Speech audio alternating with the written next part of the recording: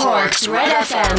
104 to 106. It was a great experience. I decided to do 50k this year because of, the gaps that I had in my year last year and the World Championships not going to plan for me. So the aim all year was to put in a good foundation and just do the 50k work at the end of it, or the 50k at the end of all that work, and see what happens. So I was on for a lot faster time. I was on for about 3 hours 40, 3 hours 42, but I hit the wall of 40k and managed to break the Irish record. So that was good. It was a good experience.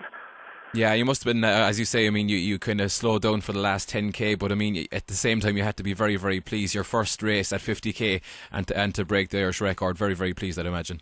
Yeah, I was delighted, Paul, because there's this big thing at home throughout athletic events, that this person is a marathon runner or a 10k runner, and you have to be good at every distance. And the only difference, like the top 50k walkers are the top 20k walkers and 10k walkers, and the only difference is that you do the extra training and the extra mileage. So I went off. The silver medalist from Berlin was there, and two of us got into a race straight away, and he dropped off me at 20k.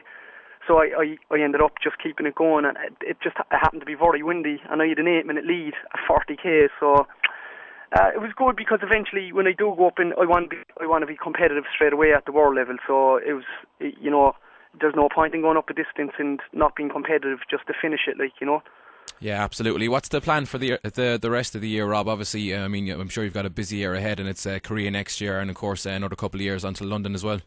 Yeah, like this year, everything is no good. Like I raced a 20k in a World Grand Prix race in Switzerland 2 weeks ago, and it was my fastest time over 20 since the Olympics, and I finished that race with negative splits. So, the results of the longer stuff is standing to me already. So I'll take 2 weeks recovery. I'm going to race a Grand Prix in Italy on the 1st of May, and then in Poland at the end of May, and then all the training will be geared towards Barcelona at the end of July.